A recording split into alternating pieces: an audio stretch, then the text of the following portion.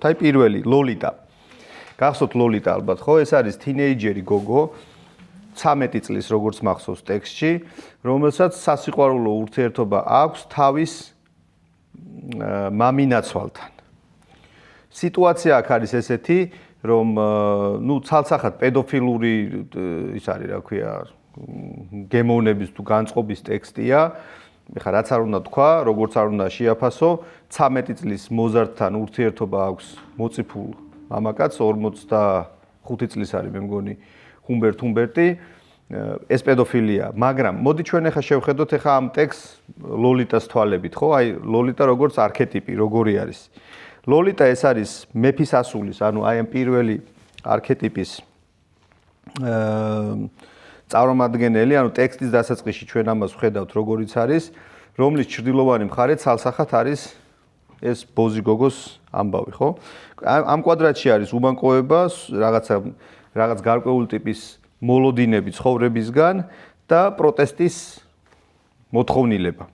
შინაგანი ასაკი არის ყმაწვილობა და ნაადრევი დაქალების და რაღაც ამ ახალ ეტაპზე გადასვლის სურვილი.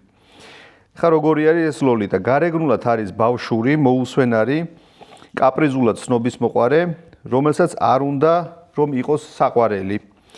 მამიკოს სიამაყე, მაგრამ ამავე დროს მის ფსიქიკაში უკვე ძლიერ ამოსული არის ცუდი გოგოს ჩრდილი, პროტესტი, დაუმორჩილებლობა, თამაშის სურვილი, მზაკრული სეანსე და საკუთარი სხეულით მანიპულაცია. ლოლიტა არის გოგონა, ვისი არქეტიპიც მუდმივ გარდატეხაშია, ჯერ კიდევ ბავშვია, მაგრამ მისი გონება უკვე თამაშობს ზრდასრულთა სამყაროს იერარქიებით, დაუდევრობითა და იმპულსურობით. ემოციურ-ფსიქოლოგიური ფენა, ესე იგი, სურს რომ იყოს განსაკუთრებული, სჭირდება მუდმივი ყურადღება, თაყვანისცემის ჟესტები, ეგეთი თამაში არსებობს მიმიპატიჟე, რაღაც ესე ქვია ხოლმე, როცა მიმიპატიჟე გავიქცევი, რაღაც ესეთი სათაური აქვს, როდესაც ამ არქეტიპში მყოფი გოგონა და პერსონაჟი ამ თამაშით იღებს გარკვეული ტიპის სიამოვნებას, ანუ პროვოკაციაზე წასვლა და გაქცევა შემდგომ. როგორც ალბათ თქვენ გაგივლიათ ეს ეტაპი, თქვენ საკუთარ ცხოვრებაში შეიძლება რომელიმე თქვენგანი ცხოვრებაში ყოფილა და გეცნოთ ეს ამბავი, როდესაც აი ამ თამაშით ცდილობ რომ ფონს გახვიდე რაღაცა იწყებ რაღაცა გარკვეული ტიპის ანკესის გადაგდებას, ასე ვთქვათ, საპირისპირო სქესის ადამიანთან, ან გააჩნია ხა თუ ვთქვათ ვინმე არის საკუთარი სქესით დაინტერესებული საკუთარი სქესის წარმომადგენელთან და შემდგომ გარბის, ანუ ბოლომდე არ შედის ამ ურთიერთობაში. სწორედ აი ამ მდგომარეობაში არის ლოლიტა. ოცნებობს რაღაც ბუნდოვან ბედნიერზე, აი ისეთ სადღაც მელოდრამებში რო უნახავს, დამოკიდებულია გარე შეფასებაზე, თავისი სიმწიფე გადაჭარბებული ქონია. ჩრდილოვანი მხარე ხშირად იცვლის ინტერესებს, განწყობას, სურვილებს, გაზაფხულივით არის, თამაში გარისკვა უყვარს, შეხების ტიპის თამაშებით თამაში, სურვილი რომ ესე იგი სწრაფად გაიზარდოს, სწრაფად იბუტება, სწრაფად იღლება, სწრაფად იცვლის ხასიათს, სწრაფად იცვლის ობიექტებს, უპირისპირდება იერარქიებს, ოჯახს, ავტორიტეტებს, საზოგადოებრივ ზნეობას და ესე იგი მისი სქესობრივი და სხეულებრივი თვითშეგრძნება ესეთია, რომ ლოლიტას არქეტიპში სხეული ბავშვურად უტიფარია, ის ესე იგი მისი ქცევები უფრო თამაშია, ვიდრე მიზანმიმართული სექსუალურობა, ის იმარხავს იმ არქეტიპს, რომელსაც სისტემა ცუდი გოგოს იმპულსებს უწოდებს, მისი ჩრდილი არ არის უხამსი, ის გაუცნობიერებული ძალის გამოძახილია, რომელსაც თვითონ ვერ მართავს. ანუ მისი ეს ზნეობრივ ის არა ქვია იმას, სიბტყეზე თამაშები სინამდვილეში არის ექსპერიმენტები და არა ვნება, ასე ვთქვათ. აი გახსოვთ ლოლიტა როგორ ურთიერთობაში შედის თავის მამინაცვალთან? ეს არ არის, ასე ვთქვათ, ქალისა და მამაკაცის ურთიერთობა. ეს არის ურთიერთობა გმირისა, რომელიც უბრალოდ ინტერესით აკვირდება რაღაც ახალს. ამიტომ, როდესაც ჩვენ ასეთი ტიპის არქეტიპზე ვლაპარაკობთ, ან ასეთი ტიპის არქეტიპის პოვნას ვცდილობთ საკუთარ თავში, უნდა დავაკვირდეთ ჩვენში არსებულ იმ გოგოს თუ კი ასეც იპოვით თქვენ თავში, რომელიც სექსუალურობასთან თამაშობს, მხოლოდ იმიტომ რომ აინტერესებს რაღაც სიახლე და არა იმიტომ რომ აინტერესებს თავად თვითონ ასე ვთქვათ სექსუალური ურთიერთობა. სოციალური იერარქია და გარემოსთან კონტაქტი. იზიდავს მზრუნველი ზრდასრულის ტიპაჟი, ვისაც უნდა გაყვეს ჩვენში არსებული ლოლიტა, თუ ასეც იპოვით საკუთარ თავში, სწორედ ესეთი ქალია, გოგოა უფრო სწორად. ხო, ეს რა მინდა ვთქვა, ნახეთ, როდესაც ჩვენ ახლა ლოლიტას არქეტიპზე ვლაპარაკობთ, შეიძლება 40 წლის ასაკშიც ლოლიტა საკუთარ თავში იპოვო. ეს არ გულისხმობს, რომ ეს ლოლიტა სადღაც დამთავრებულია. ვიღაცამ შეიძლება ასეთი არქეტიპი საკუთარ თავში, ასეთი პერსონაჟი დღესაც მოძებნოს. თუ ამას თქვენ მოახერხებთ, თქვენთვის მოინიშნეთ, ან შეგიძლიათ ჯგუფთან გააზიაროთ, ეს ძალიან დაგეხმარებათ აი ამ გარკვეული ტიპის მახისგან თავის დაღწევაში, იმიტომ რომ ეგ ძალიან მნიშვნელოვანია, როდესაც შენ შეგიძლია რაღაცა გარკვეული ესეთი ინფორმაცია გარეთაც გააზიარო. აი ეს მზრუნველის ტიპაჟის ძიება ამ შინაგან ბავშვთან ყოველთვის კავშირში, აი ეს ლოლიტა ყოველთვის სადღაც ცოცხლდება ხოლმე ხშირად ქალის ფსიქიკაში, იმიტომ რომ მას უნდა იპოვოს ისეთი მზრუნველი, რომელთანაც აი თავის თამაშობებს ჭყალებში ჩაიდენს, მაგრამ ეს არ არის ზრდასრული ქალისა და ზრდასრული მამაკაცის ურთიერთობა. ესეთი ურთიერთობა ყოველთვის მთავრდება კრახით.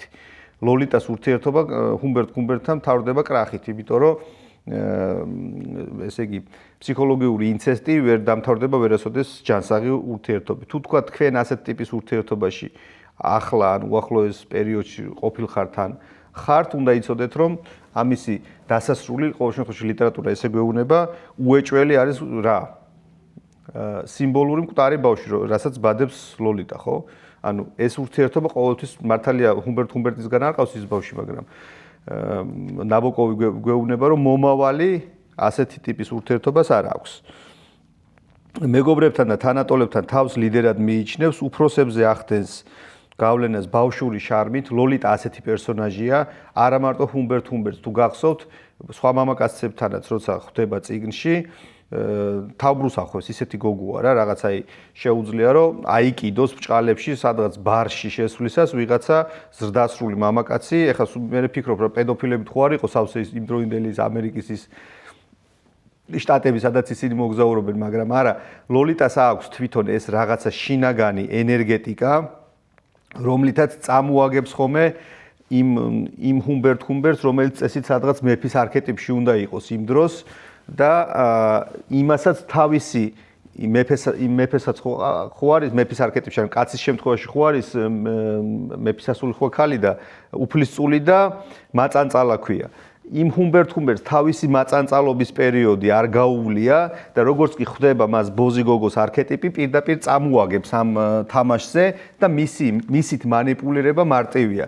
აი ნახეთ პირდაპირ ეს რამდენჯერმე წავიკითხე ეს მომენტი მე ტექსტში და თავიდან გამომეპარა და მე მივხვდი რომ ძალიან საინტერესო რაღაცას ამბობს ავტორი. უბრალოდ თარგმანში ძალიან ზოგადად და ზერელად წერია და მაგიტო გამორჩა თავიდან. აი ძალიან მძიმე ტექსტია ზოგადად რო კითხულობ, მარტივი წასაკითხი არ არის ლოლიტა. და ესე მათი ამ ჰუმბერტისა და ლოლიტას პირველი სექსუალური ურთიერთობის როცა აღწერს ავტორი, პირდაპირ მინიშნება არის იმაზე, რომ ჰუმბერტმა კი თითქოს შეათრია საწოლში, ჩაიწვინა ასე ვთქვათ საწოლში 13 წლის ლოლიტა, მაგრამ ყველაფერი გააკეთა თვითონ ლოლიტა. ანუ ყველაფერი ეს პირდაპირ ამბობს ავტორი ამაზე, რომ ანუ ლოლიტა თვითონ იყო უკვე ფაქტობრივად არა ინიციატორი, არამედ როგორ ვთქვათ რაღაცა რა? არც დომინანტი, არამედ როგორ შეიძლება კორექტულად ითქვას რა? ანუ საშუალება ამ შემთხვევაში არ აღმოჩნდა ლოლიტა, არამედ ლოლიტა თვითონ იყო რაღაცა გარკვეული ტიპის მანიპულაციების ჩამდენი თუ როგორ შეიძლება ითქვას. თვითონ მართა ხო ანუ ესე უწერია პირდაპირ ავტორს რომ ლოლიტა უკვე მზად იყო ამ ტიპის ურთიერთობისთვის და ყველაფერი თვითონ გააკეთა. რა გააკეთა, ეხლა თვითონ თქვენ უნდა წარმოიდგინოთ.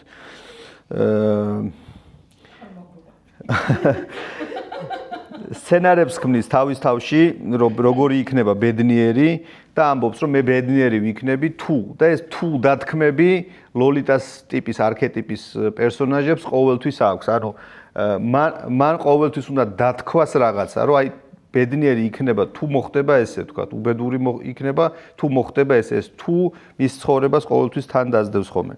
ლოლიტას თავარი ტრაგედია ისაა, რომ მასზე მისკენ მიმიზნებული მზრუნველობა სინამდვილეში манипуляციაა და ის ამას ყოველთვის ნახევრად გრძნობს, მთლიანად ვერა. ურთიერთობები.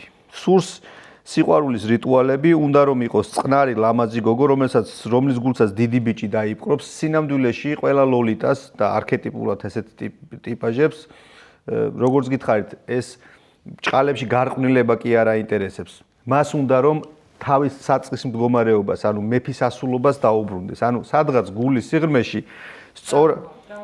რა თქმა უნდა, ამას ამუშავებს, იმიტომ რომ ლოლიტას დედა ვინ არის, ტექსტში პირდაპირ ვკითხულობ, წეღა როგორც გითხარით, სქემები ლიტერატურაში ძალიან საინტერესოდ არის ხოლმე დალაგებული. სადაც არის ლოლიტა, იქ ყოველთვის არის კნეინა.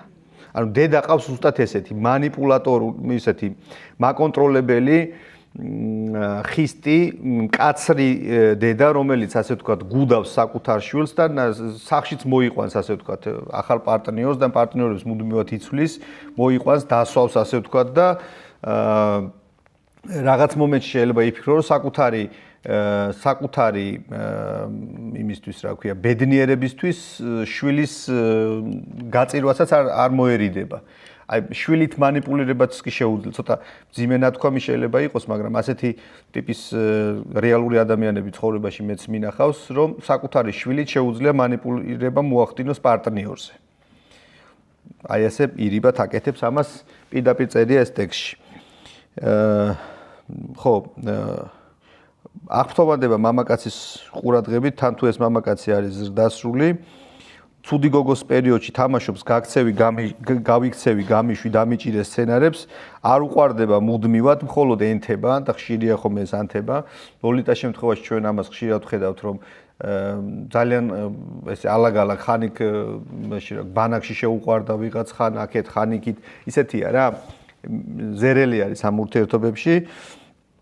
ყველანაირი თანმიმდევრულობისგან იღლება და ინტერესებში სწრაფად იკარგება. პროფესიული როლები, ტენდენციები, ლოლიტა გაიზრდებოდა, ანუ რომ დასწლოდა, ასე ვთქვათ, პროფესიონალ მსახიობად, მოცეკვავედ, პოპულარულ, მაგრამ არასტაბილურ პროფესიონალად, ან პირიქით ოჯახში ჩაკეტილ გაუბედავ ქალად, რომელიც საკუთარი წარსულის მზაკრობას და სირთულეს გაურბის. აი ნახე რა საინტერესო ამბავია ლოლიტას რომ ზრდასრულობის ასაკისთვის მიეღწია ტექსტის მიხედვით, შეიძლება გვენახა ესეთი პერსონაჟი. ქალი, რომელიც ეგრეთ წოდებული კუხარკა არის და რომელსაც საკუთარი თავის ეშინია, საკუთარი თავის რეალიზება ვერ მოუხდენია. ენერგეტიკული ველი ლოლიტას ენერგია არის ბავშვური, დაუდგრომელი, კაპრიზული, სულულებით სავსე, მაგრამ ამავე დროს ძალიან დაუცველი. სინამდვილეში ესეთი ქალები სინამდვილეში საბოლოო ჯამში მაინც დაუცველები არიან ხოლმე და მათით манипуляცია ადვილი. ნუ სუმცირე ყოველ შემთხვევაში შედეგი ის არის ხოლმე, რომ რომელიღაც ჰუმბერტი, რომელსაც თავის უბედურება ეყოფა ცხოვრებისეული, მათი სხეულით უბრალოდ სარგებლობს. და ცხოვრებისეული ლოლიტებიც ესეთ ამ გზას ხშირად გადიან, რომ მათით უფრო ასაკით უფროსი მამაკაცები ხშირ შემთხვევაში, აი ეს მარტივად რო ვთქვა, სარგებლობენ ხოლმე. ეს არის ერთი არქეტიპული პერსონაჟი, რომელზეც მინდოდა მელაპარაკა. თუ რომელიმე ნაწილში თქვენთან რაიმე ფორმით რეზონირდა, შეგიძლიათ მოინიშნოთ და შემდეგ გადავალ მეორე პერსონაჟზე, რომელიც ასევე ჩემი საყვარელი და საინტერესო პერსონაჟი არის.